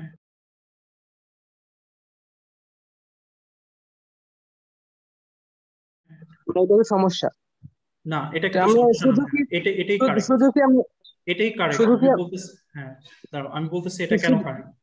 কারণ হচ্ছে যখন আমি এখানে কিন্তু হচ্ছে সেই স্টুডেন্টের জন্য ক্লাস নিচ্ছি যে হচ্ছে কক্সবাজার মেডিকেল কলেজে চান্স পাওয়ার অ্যাবিলিটি আছে, আমি সেই স্টুডেন্টের জন্য ক্লাস নিচ্ছি যে স্টুডেন্ট হচ্ছে ঢাকা মেডিকেলে ফার্স্ট হওয়ার মতো ক্যাপাবিলিটি আছে। ওকে, সো যে আর ঢাকা মেডিকেল কলেজে চান্স পাওয়ার মতো ক্যাপাবিলিটি আছে, তাদের ক্ষেত্রে আমার কথা হচ্ছে যে তুমি পুরা বইটাই পড়বা। ঠিক আছে, তুমি পুরা বই পড়বা, কারণ তুমি ওইটা টার্গেট করছো। এখন আমাকে কেউ যদি জিজ্ঞেস করে যে ভাইয়া আপনি কি করছেন, আমি পুরো বই পড়ছি কারণ আমার টার্গেট ডিএমসি ছিল। ওকে, সো এটা অ্যাকচুয়ালি হচ্ছে তোমার পার্সন টু পার্সন ভ্যারি করে। এখন আমি এটা তোমাকে বলে দিব না যে ভাইয়া তুমি কতটুকু পড়বা। আমি তোমাকে বলবো যে তুমি যদি ম্যাক্স চান্স পেতে চাও, তুমি যদি ডিএমসি তে চান্স পেতে চাও, তোমাকে পুরো বই পড়তে হবে। আমার কথা ক্লিয়ার ভাইয়া? এখন তোমাকে এই টাইমের মধ্যেই পুরো বই কিভাবে করে পড়তে হয় সেটা সাজেশন কিন্তু প্রতিদিন আমরা বলি যে অন্তত একবার হইলেও পুরো বইটা পড়বা। পুরো বই অন্তত একবার পড়তে আমার মনে হয় না ভাইয়া যে হচ্ছে 3 ঘন্টার চেয়ে বেশি লাগে, 2-3 ঘন্টার চেয়ে বেশি লাগে দাগায় এবং পড়তে। ওকে, 3 ঘন্টা খুবই মানে একটা নর্মাল টাইম। আমরাও পড়ে আসছি ভাইয়া, আমরা দাগাইছি। সো যেই কাজ আমরা করে আসছি সেটার যে তোমরা তো এই অনলাইন ক্লাস বা এগুলাতে অনেক বেশি এক্সপার্টিস, কারণ আমরা তো অফলাইনে ক্লাস পেয়েছি, তোমরা অনলাইনে ক্লাস পেয়েছো, সো অনলাইনের অনেকগুলো টপিক সম্পর্কে তোমাদের আইডিয়াটা ভালো থাকে।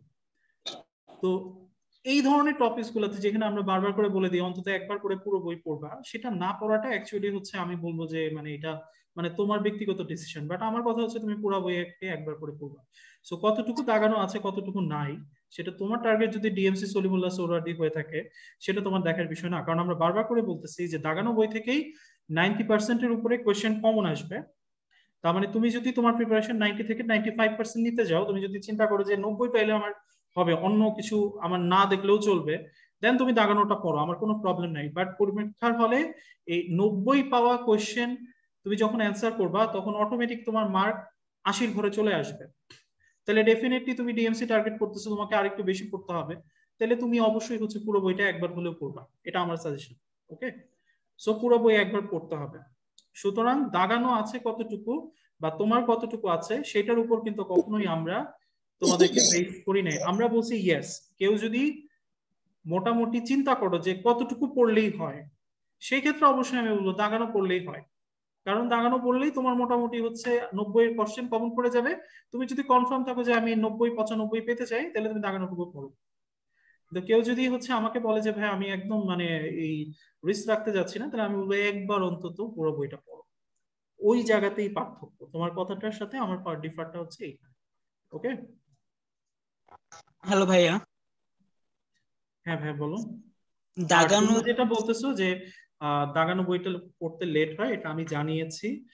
তোমরা একটু হচ্ছে অফিসে যদি এটা নিয়ে হচ্ছে লেকচার হয়ে যাওয়ার পর একটু জানাও, তাহলে ইনশাল্লাহ হচ্ছে ওইটা সলভ গুলা হয়ে যায়। কারণ ক্লাসে মোটামুটি হচ্ছে আসলে এই ধরনের প্রবলেম গুলার সলভ গুলাটা একটু ডিফিকাল্ট।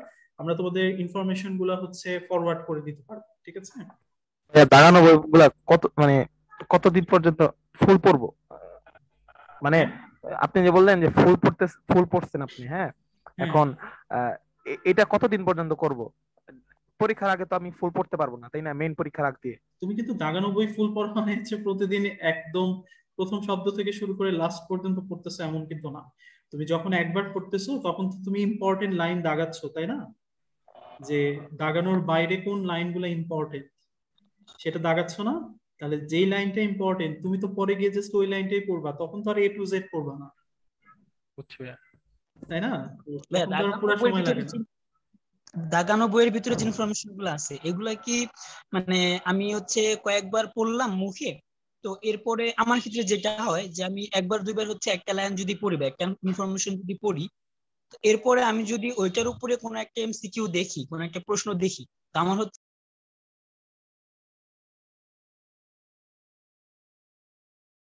হচ্ছে কেমন মাথায় ভাসে আমি সেভাবে অ্যান্সার করতে পারি যদি আমি মুখস্থ নাও করি। তো আমার কি এইভাবে পড়াটা ঠিক হইতেছে নাকি হচ্ছে আমার ওইটা মুখস্থ করতে হবে? দেখো, মুখস্থ করার বা মনে রাখার অনেক টেকনিক আছে। তুমি মুখস্থ করতে পারো, তার সাথে নোট করতে পারো। যেমন আমরা মুখস্থ করতাম প্লাস নোট করতাম, তারপরে হচ্ছে রিভিশন বাড়াইতাম, ঠিক আছে? মুখস্থ করার জন্য অনেক ভাবে করা যায়। এখন তুমি যদি ধরো মুখস্থ করলা তারপর একবার রিভিশন দিলা, তাহলে সেটা ইফেক্টিভ হবে না। বাট তুমি যদি মুখস্থ করলা, নোট করলা, 3-4 বার রিভিশন দিলা, তখন সেটা ইফেক্টিভ হবে, ঠিক আছে? তো আমার ক্ষেত্রে জি বলেন। তো তুমি কোন ওয়েতে যাচ্ছ এটা তো আসলে তুমি ভালো বলতে পারবা, বাট আমার কাছে মনে হয় যে তোমার যদি মনে না থাকে বিষয়গুলো, তাহলে সেই ক্ষেত্রে তুমি একটু স্টাইলটা চেঞ্জ করে ফেলো। তুমি এখন হচ্ছে মুখস্থের পাশাপাশি কিছু ছোট ছোট নোট করো। নোট মানে এমন না যে হচ্ছে একদম পুরো বাংলা ভাষায় সব লাইন লিখে ফেলা। তুমি জাস্ট হচ্ছে লিখলা যে হচ্ছে ধরো সফট গ্লাস তৈরি হয় কি কি থেকে, তুমি লিখলা হচ্ছে সোডিয়াম আর হচ্ছে ক্যালসিয়াম, এটুকুই জাস্ট লিখলা, তাহলে তোমার মনে থাকবে এটা মানে হচ্ছে সোডিয়াম অক্সাইড আর ক্যালসিয়াম সিলিকেট। ওকে। আবার তোমাকে কেউ বললো হচ্ছে পাইরেক্স গ্লাস, তাহলে কি কি আছে? তাহলে তুমি জাস্ট মনে রাখলা বড় যন্ত্রপাতি মেজারিং দিয়ে যা কিছু আছে, যা কিছু হচ্ছে আমার আপনার কনিক্যাল ফ্লাস্ক আছে, তারপর হচ্ছে আমার বুরেট পিপেট, এগুলা জাস্ট হচ্ছে ওই শব্দগুলা লিখলা। ওকে। তাহলে হবে কি, যেগুলো তোমার মনে থাকে না এগুলা যদি একবার লেখা হয়, যেটা আমি করতাম, তাহলে অ্যাকচুয়ালি অনেকটুকু মনে থাকে আমার মনে হয়, আমার বিশ্বাস। আর তুমি যখন হচ্ছে ওই জিনিসগুলাই 3 থেকে 4 বার করে একবার রিভিশন দিবা, তখন তোমার ডেইলি এক্সাম ক্লিয়ার হয়ে যাবে। আর পরে গিয়ে যখন তুমি হচ্ছে একবার দুইবার পড়বা, দেখবা যে হচ্ছে ওই মাথায় একটা জিনিস সেট হয়ে গেছে। ভাই, একটা সিম্পল ইনফরমেশন তুমি যদি 10 বার পড়ো, তাহলে ওই ইনফরমেশন তোমার মাথায় গেঁথে যেতে বাধ্য। ওকে। তো আমার যখন তুমি ক্ষেত্রে পরীক্ষা একটা দিবা, ব্যাপার তখন ওই ইনফরমেশন গুলো তোমার মাথায় চলে আসবে। ওকে। আমার ক্ষেত্রে একটা ব্যাপার এরকম হয় যে ধরেন একটা সংকেত হাইড্রোজেন পারঅক্সাইডের সংকেতটা যদি আমি পড়লাম, আমি 3বার পড়ছি, এরপরে যদি আপনি আমাকে জিজ্ঞেস করেন মুখস্থ যে এটা সংকেতটা বলো, আমি বলতে পারবো না। কিন্তু একই জিনিস দেখা গেছে যদি আমি এমসিকিউ তে যে 4টা অপশন থাকে ওই অপশনের ভিতর যদি দেখি, আমি হচ্ছে ওটা আইডেন্টিফাই করতে পারি। মানে আর ওইটা হচ্ছে প্রায় 90% সময় হচ্ছে আমার ওইটা কারেক্ট হয়।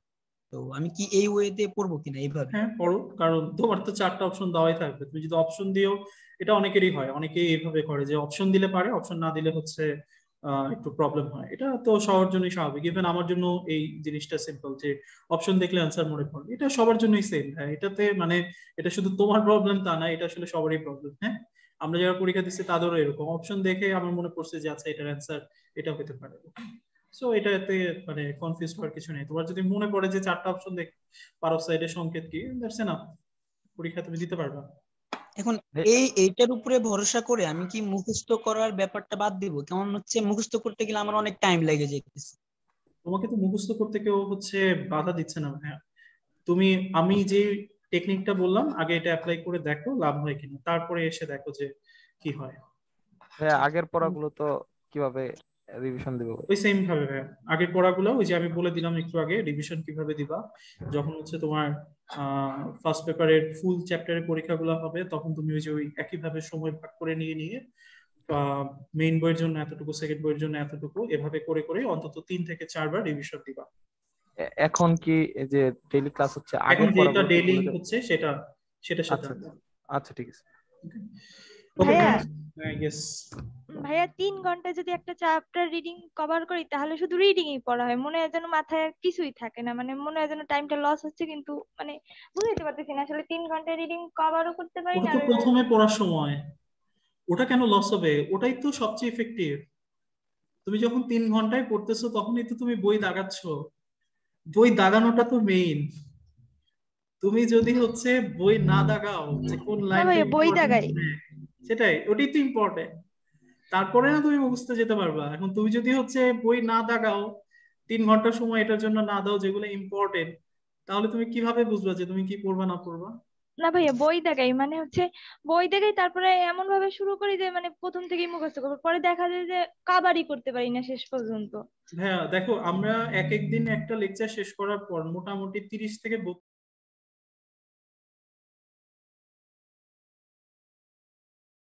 32 ঘন্টার সময় পাই নর্মাল টাইমে। রিভিউ টিভিউ থাকলে ডিফারেন্ট কথা, ওকে, ওগুলা বাদ, ওগুলা এক্সেপশনাল কেস, ওগুলা সবার ক্ষেত্রেই হয়েছে।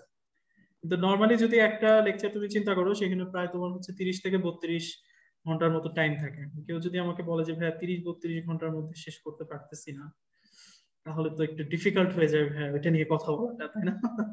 কারণ 30 থেকে 32 বার যদি আমি চিন্তা করি, তাহলে ওখানে একদম সুন্দর করে নোট করে 3 থেকে 4 বার ইজিলি রিভিশন দেওয়া যায়। হ্যাঁ তুমি হ্যাঁ ট্রাই করে দেখো, হবে। না ভাই, এখন তো টাফ হয়ে গেছে, কারণ এখন তো আমাদের পার ডে লেকচার থাকে। হ্যাঁ এখন তো তাহলে ওই যে ওই প্রসিজারে যেতে হবে, ঠিক আছে, যে হচ্ছে তোমাকে একটু কম সময়ের মধ্যে তাড়াতাড়ি করে পড়তে হবে।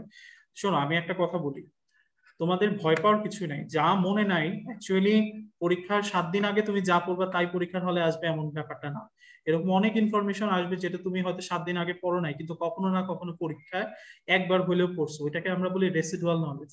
ওই নলেজ দিয়ে আমরা পরীক্ষা দেই ভাই, ঠিক আছে? সো তুমি যদি কোনো টপিক 1 থেকে 2 বার পড়ো, সেটা যদি তোমার পরীক্ষার হলে আসে, সেটা তুমি জাস্ট ঠান্ডা মাথায় যদি উত্তর করে আসো, অ্যান্সার হবে। এই ট্রাস্ট নিয়ে তোমাকে পরীক্ষার হলে যেতে হবে। এখন তুমি যদি চিন্তা করো যে ভাই আগের গুলো তো ঠিক মতো পড়ি নাই, এখন তো ভাই পড়া শেষ হচ্ছে না, পড়া হচ্ছে না, তুমি ঠান্ডা মাথায় পড়ে যাও। তোমার কাজ হচ্ছে পড়া, এখন পড়া শেষ হচ্ছে না এটা ধরে যদি প্যানিক করো তাহলে বিপদ। এখন পড়া তোমার মনে থাকতেছে না, তাহলে তুমি নোট করো। তোমার পড়া মনে থাকতেছে না, তাহলে তুমি ইফেক্টিভ ওয়েতে 3 থেকে 4 বার রিভিশন দাও। যদি তোমার মনে হয় যে না 3 থেকে 4 বার রিভিশন দিলে আমার পড়া হয় না, তার চেয়ে একবার ভালো করলে আমার ভালো করে পড়া হয়, তাহলে তুমি ওইটা করো। প্রসিজার এবং হচ্ছে technique person to person different. But আমি বিলিভ করি, কেউ যদি হচ্ছে কেমিস্ট্রির মতো একটা টপিক 3 থেকে 4 বার না পড়ে, ভাই কেমিস্ট্রি এত সোজা না, তার ওইটা মনে থাকবে না। সো তোমাকে 3 থেকে 4 বার মনোযোগ দিয়ে ভালো করে পড়তে হবে, যেটা আমার পড়া হয়েছে। তুমি এই ওয়ে অ্যাপ্লাই করো, তারপরে তুমি দেখো তোমার কি হয়, ঠিক আছে? তুমি যদি আগেই ধরে রাখো যে ভাইয়া 3 থেকে 4 ঘন্টা পড়লাম, পরে গিয়ে দেখি মনে থাকে না, তাহলে তুমি মনোযোগ দিয়ে পড়ো নাই। তুমি জাস্ট হচ্ছে টার্গেট করছো যে আমার 3 থেকে 4 বার শেষ করতে হবে, ভাইয়া বলছে আমি 3 থেকে 4 বার খালি পড়ে যাই। That's not the topic. তুমি একটা পেজ পড়ার পর সেই পেজটা চোখ বন্ধ রেখে, ভাইয়া বলতো, জনি ভাই আমাদেরকে বলতো যে তুমি একটা পেজ পড়ার পর তুমি চোখ বন্ধ করে সেই পেজটা যদি 50% এর উপরে মেমোরাইজ করতে পারো, তাহলে ওই চ্যাপ্টার তোমার ভালো মনে আছে, আদারওয়াইজ ওই চ্যাপ্টার তোমার ভালো মনে নাই। তাহলে তুমি আগে দেখো যে ওই জিনিসগুলো তোমার মনে আছে কিনা, তারপরে তুমি নেক্সট পেজে যাবা। নেক্সট পেজে যাওয়া তো মানে এই বলি নাই যে হচ্ছে আমি বলছি বুনসেন বার্নারের 3টা পার্ট আছে, একটা হচ্ছে বেস, একটা হচ্ছে টিউব, আর একটা হচ্ছে রিং, আচ্ছা পড়ছি শেষ একবার। ভাইয়া বলছে এরকম 4 বার রিভিশন দিতে হবে, 4 বার পড়ে গেলাম, not like that, okay? Bunsen বার্নারের 3টা অংশ আছে, তুমি পেজটা বন্ধ করে মনে করো 3টা অংশের নাম তোমার মনে আছে কিনা। যদি তোমার মনে থাকে দেন তুমি নেক্সট পেজে যাও, আদারওয়াইজ তোমার ওইটা পড়া হয় না, ওকে? পড়া মানে এটা না যে আমি 4টা মানে হচ্ছে টপিকস পড়ে গেলাম, সেটা রাত দাবাতে পড়লাম, কিন্তু একবারও চিন্তা করলাম না যে মুখস্থ হয়েছে কিনা, সেটাকে আমি কখনো পড়া বলি না, ওকে? দ্যাটস ওয়াই কিন্তু নোট করা, যে তুমি 3টা অংশের নাম খাতার মধ্যে লিখো, দেখো পারো কিনা। যদি পারো নেক্সট পেজে যাও, নইলে অন্য পেজে যেও, ওকে? সো টেকনিক্স গুলা একটু হচ্ছে আমার মনে হয় ইমপ্রুভ করার দরকার আছে, একটু ইমপ্রুভ করো, তাহলে ইনশাআল্লাহ হচ্ছে পড়া হয়ে যাবে। ভাই আমার আরেকটা প্রশ্ন ছিল। সারা রাত পড়া ভালো নাকি ভোরে পড়া ভালো? তোমার যখন ব্রেনে পড়া ভালো ঢুকে তখন ভালো। ঠিক আছে, আমার যেরকম হয়তো যে আমি রাতে ঘুমাইতাম সকালবেলা উঠে পড়তাম, ঠিক আছে। আমার এরকম অনেকে আছে যারা সকালে পড়তে অ্যাকচুয়ালি পারে। ভোরে উঠলে মনে করেন ঘুম আসে, ঘুমের জন্য পড়তে পারি না, কিন্তু সারা রাত পড়লে আর ঘুম আসে না। ঘুম আসলে মনে করবা মেডিকেলে চান্স হবে না, এর চেয়ে বড় বেশ, কথা আছে? সারা রাত পড়লে আর ঘুম আসে না, কিন্তু ভোরের দিকে উঠলে মনে করেন ঘুম আসে, এই জন্য ঘুমাবা, ঘুমাইতে তো বলছিলাম। কেউ না করে নেই, 5-6 ঘন্টা ঘুম তো দরকার, 5-6 ঘন্টা ঘুমাবো। এখন যদি কুম্ভকর্ণের মতো ঘুমাও তাহলে ডিফারেন্স। আরেকটা প্রশ্ন ছিল একটু ভিন্ন টপিকে, মানে কারো জিপিএ যদি মানে কম থাকার কারণে দেখা গেছে তার আগে থেকেই মার্কস কিছুটা কাটা যাইতেছে, কিন্তু তার প্রস্তুতি যদি খুব ভালো হয়, তো আমার হচ্ছে প্রায় 14+ মার্কস কাটা যাবে আগে থেকেই, কিন্তু আমি মোটামুটি খুব ভালো প্রিপারেশন নিতেছি, তো এই ক্ষেত্রে 90-র উপরে তোলা লাগবে। হ্যাঁ, 90-র উপরে, মানে এইটা হচ্ছে পসিবিলিটি কতটুকু থাকে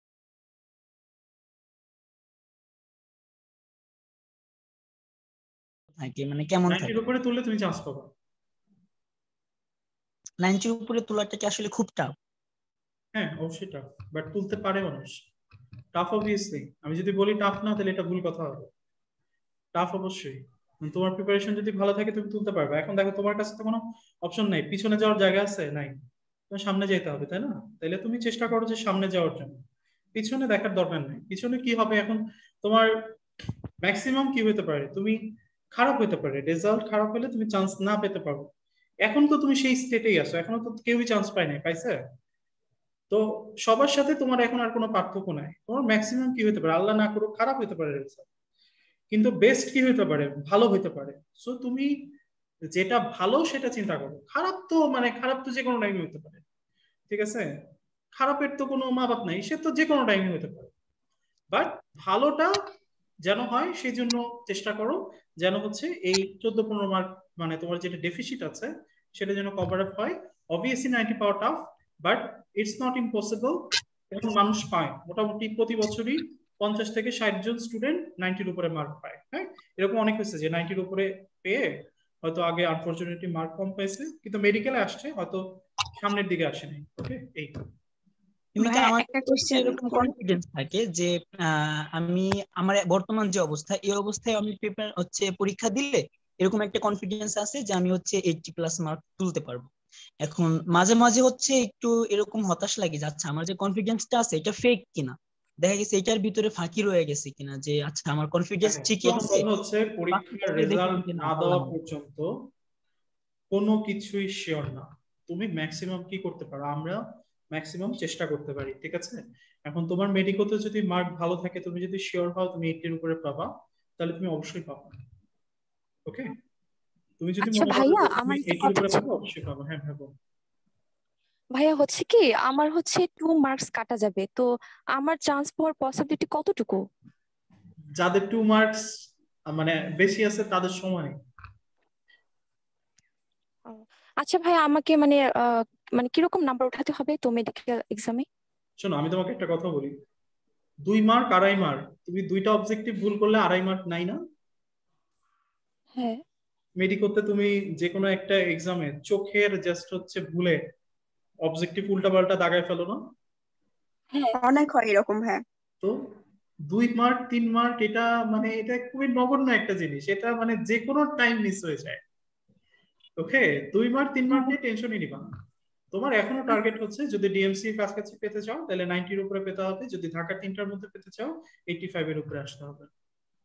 হ্যাঁ, জি আপনারা ভাইয়া, তাহলে ডিএমসি ধন্যবাদ। নিয়ে বলেন, এভারেজ একটা মেডিকেল কলেজ নিয়ে কিছু বলেন। সবাই তো আর 220 জনের মধ্যে আসবে না, কিন্তু 4000 জনের মধ্যে যেন আসা যায়, এটা নিয়ে কিছু বলেন।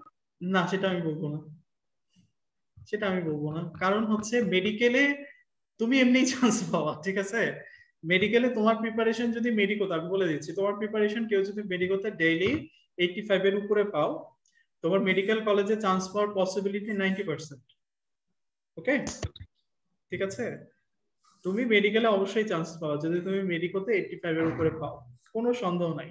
তুমি যদি পরীক্ষার হলে ঠান্ডা মাথায় পরীক্ষা দিয়ে আসো, পরীক্ষার হলে যদি প্যানিক করে আহ অবজেক্টিভ ভুল করে আসো, এ এর জায়গায় সি দাগাই দিয়ে আসো, তাহলে ডিফারেন্ট কথা।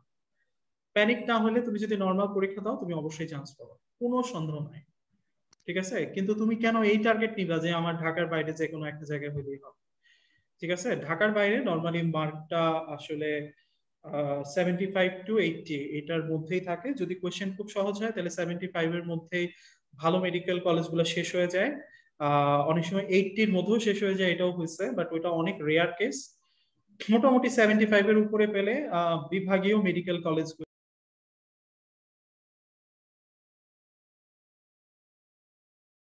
গুলা তোমার হচ্ছে থাকবে, আমি এটা বলতে পারি আর কি। বাট এখন তো তুমি ওইটা চিন্তা করবে না, তুমি চিন্তা করো মেডিকোতে কত পাই, 85 এর উপরে। ওকে, মেডিকোর এক্সাম গুলোতে যদি আমি 85 এর উপরে মার্কস তুলি রেগুলার, মানে অন্তত এখন থেকে যদি আমি আগামী 20 দিন যদি এরকম একটা নিজের উপরে জরিপ চালাই যে আমার আগামী 20 দিন 85 এর উপরে মার্কস আসতেছে কিনা, তো সেই ক্ষেত্রে যদি আমি প্রত্যেকটা পরীক্ষার পরে পরীক্ষাগুলো আমি ভালো মতো পড়ে পরীক্ষা দিলাম, এরপরে হচ্ছে আমার 80+ মার্কস আসলো, 85+ মার্কস আসলো, সেক্ষেত্রে কি আমি নিজেরে মানে এতটুকু এনশিওর করতে পারি যাচ্ছে ঠিক আছে তাহলে হচ্ছে আমার চান্স পাওয়ার পসিবিলিটি আছে? হ্যাঁ আছে, আছে ভাইয়া। ইয়েস ভাই আমার একটা কথা আছে ভাই, আমার নাম্বার হচ্ছে কি মেডিকোতে কখনো কখনো 92, 93, আবার হচ্ছে 98ও থাকে, আবার হচ্ছে 87 এরকম। এখন আমার হচ্ছে কিরকম কি নাম্বারটা আমার তুলতে হবে? আমার সবসময় নাম্বার 80 থাকে, কিন্তু মাঝে মাঝে হচ্ছে 88 হয়, মাঝে মাঝে 98, 100 হয়। তোমার কি ডেফিসিট আছে? এইচএসসি তে কোনো ডেফিসিট আছে? হ্যাঁ ভাই, আমার ভাই দুইটাতেই হচ্ছে গোল্ডেন আছে। দুইটাতেই গোল্ডেন, তাই না? তোমার 85 এর উপরে আসলে তোমার ঢাকার তিনটা যে কোনো একটাতে চলে আসবে। আর মেডিকোতে তুমি টার্গেট করবে 90 এর উপরে পাওয়ার জন্য। আসসালামু আলাইকুম ভাইয়া। ওয়ালাইকুম আসসালাম। হ্যাঁ ভাইয়া, এখন ব্যাপার হলো আর কি, যেদিন থেকে আর কি একদম প্রতিদিন লেকচার শুরু হয়েছে, মানে প্রতিদিন ক্লাস শুরু হয়েছে, তো এর একদম ফার্স্ট লেকচারটা আমি মিস করছি সামহাউ। এখন ব্যাপার হচ্ছে ওই লেকচারটা যে মিস করছি, এখন তো আমাদের মাঝে কোনো গ্যাপ নাই, তো ওই লেকচারটা আর কি আমি রিকভার করতে পারতেছি না। চেষ্টা করছি বাট ওইরকম টাইমটা বের করতে পারতেছি না। এখন আমি এইটা নিয়ে কি করতে পারি? এটা নিয়ে কিছু করার দরকার নেই ভাইয়া। তুমি হচ্ছে প্রতিদিন 2 ঘন্টা করে ওই লেকচারের জন্য একটু টাইম বের করো, 2 ঘন্টা করে পড়ো, 3-4 দিনের মধ্যে শেষ হয়ে যাবে। জি ভাই, আর সাথে মেডিমেথে তো আছে, সব মিলে টাইমটা অনেক মানে বের করাটা টাফ হয়ে যায়, এটা হচ্ছে মূল জিনিস। আর ভাইয়া আসলে টাইম এখন আসলে সত্যি কমে আসছে, কিছু করার নেই ভাইয়া, এটা সবার জন্যই সেম।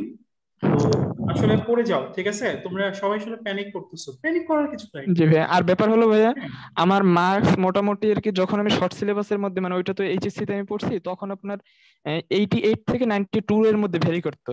আর এখন আপনার মার্কসটা কমে, এখন আপনার 82 থেকে 88 এর মধ্যে বা 85 এর মধ্যে থাকে, মানে ফুল সিলেবাসে যখন আসছে। ভালো তো ভাইয়া এখন এটা কি ওকে? হ্যাঁ ওকে। জি ভাইয়া, থ্যাংক ইউ ভাইয়া। আসসালামু আলাইকুম। ওকে ভাইয়া, ঠিক আছে, থ্যাংক ইউ ভেরি মাচ ভাইয়া। সবাই ভালো করে পরীক্ষা দাও, সবার এক্সাম অনেক ভালো হোক। একটু ভালো করে পড়ো যেন হচ্ছে এক্সাম গুলো ভালো হয়, তোমাদের যে ডিজায়ার সেটাও হচ্ছে পূরণ হয়, ঠিক আছে? So thank you very much ভাইয়া, আসসালামু আলাইকুম, আল্লাহ হাফেজ।